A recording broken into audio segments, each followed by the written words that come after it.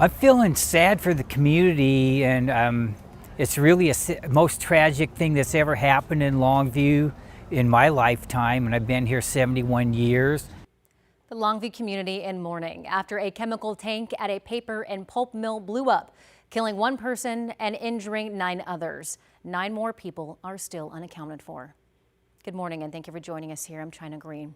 We will get to your weather and traffic in just a few minutes, as well as local news. But first, we want to bring you up to speed on that situation in Longview. Our Matthew Herchick and Corey Johnson are at Nippon Dino Wave right now. So let's head over to Matthew with the latest from officials. Good morning.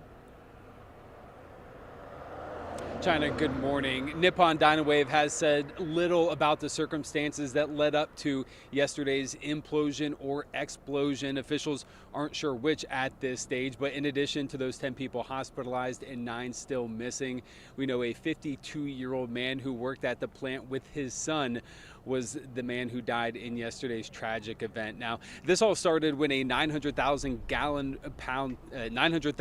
tank of white liquor ruptured. You can see the devastation in the images on your screen. As I mentioned, 10 people were taken to the hospital Tuesday with injuries ranging from minor to potentially fatal. Recovery options were suspended Tuesday evening for those 9 people still missing. Longview Fire Battalion Chief Matt Amos says that they will need to first focus on stabilizing the tank and removing the 90,000 gallons of liquid still in the tank before crews can continue searching the site. Right now, officials say water and air quality testing is ongoing, and they're assuring the community there is no wider risk to Longview or Kelso residents at this time, though they are asking them to avoid dikes and ditches in the area, saying there is still a substantial risk at the mill and beyond.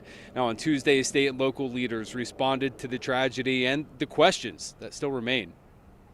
I know there's a lot of questions about how all of this happened, and I want to assure you that we will all continue to pressure to get answers to those questions. This community deserves that. The loss of life is the hurt that it will echo through this community for years, and we're still going through the first response somewhat of this.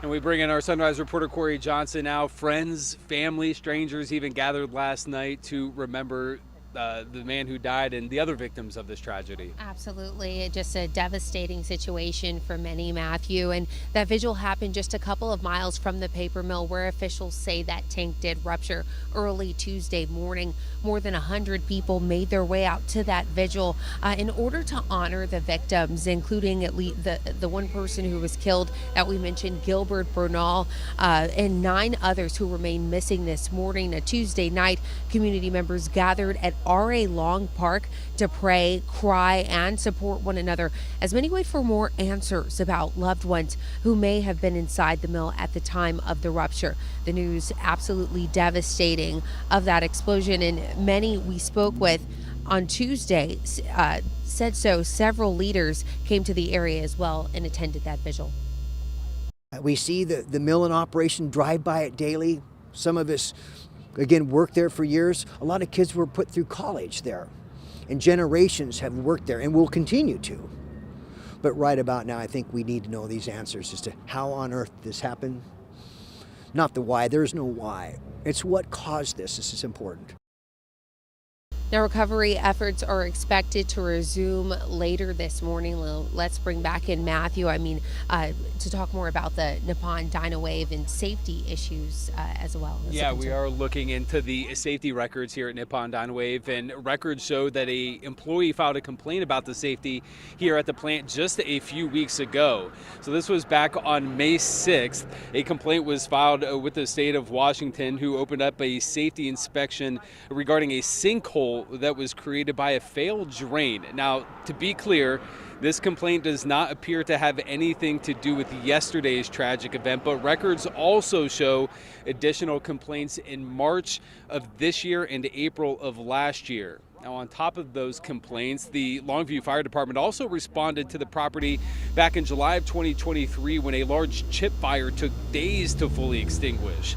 That fire damaged conveyor belts, a barge deck, and a maintenance outbuilding. The fire sent smoke across southwest Washington, prompting air quality concerns. And then August of last year, we reported on another fire which broke out in a building used to repair and maintain railroad equipment. Fortunately, no one was injured in that fire. Now, Washington's Department of Labor and Industries will open a formal investigation into what happened, why, and how to prevent it in the future. However, that inspection process alone can take up to 6 months. China, back to you. Yeah, just a devastating situation for the community. Matthew Herchick and Corey Johnson reporting live this morning.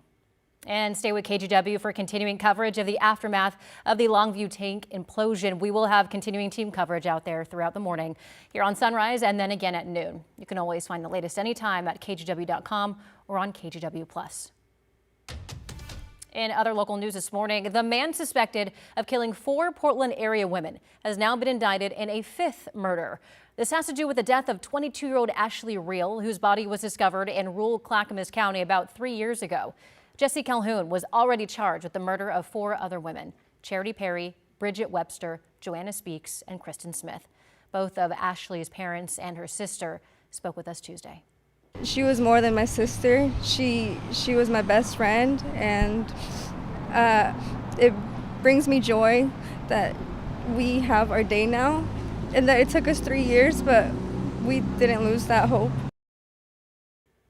The indictment shows this case has been in front of a grand jury for 2 years. Calhoun also wrote to KGW from prison last year claiming that he had been wrongly accused. A former Gladstone police sergeant has pleaded guilty to manslaughter in connection with the 2011 death of his wife. The Oregon Supreme Court overturned Lynn Benton's original conviction for aggravated murder, and Tuesday afternoon he pleaded to a lesser charge. Debbie Benton was found shot, beaten, and strangled in her salon in May of 2011. During the trial, prosecutors said Lynn conspired with a friend and that woman's son to kill Debbie. That friend is now serving a life sentence for murder. Lynn has also been in custody since 2012.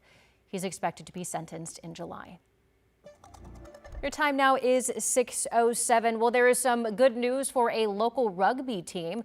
Police have found some of their stolen equipment. Back in April, we told you about the East Side Tsunami youth rugby team that had their trailer full of their property stolen.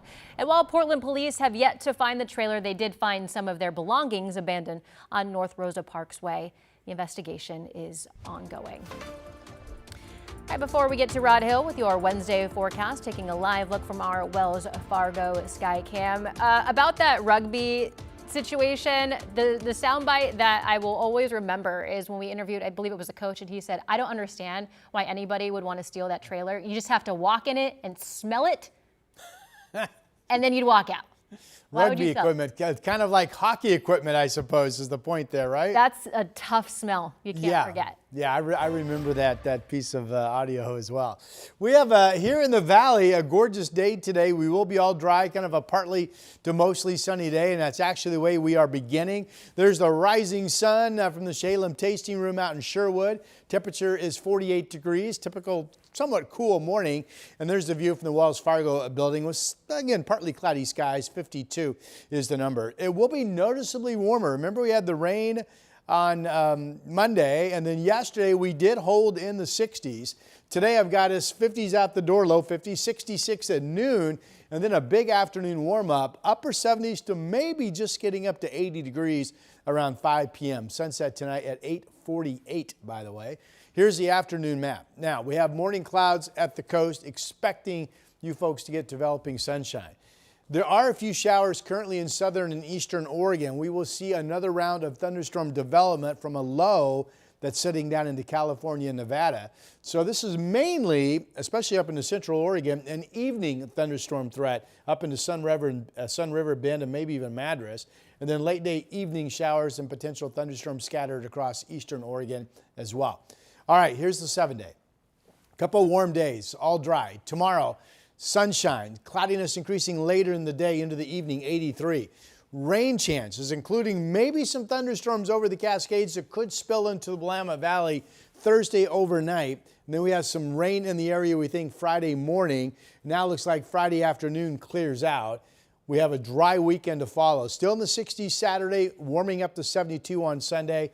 And then right now we have a couple of warm sunny days to start next week as we will pop back up into the 80s. Here's Chris McGinnis. Rod, thanks for that. We've got a traffic alert over on the east side, Interstate 84, just east of Maywood Park and Rocky Butte. Photojournalist Eric Patterson actually just passed this a few minutes ago.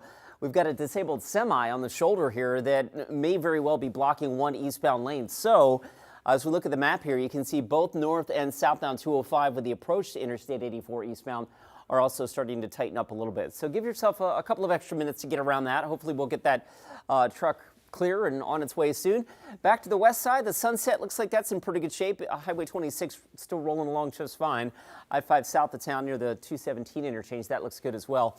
And as we look at the rest of your drive times, I don't have any other major freeway trouble out there just yet. So China, from that perspective, we're off to a relatively good start. Thank you, Chris.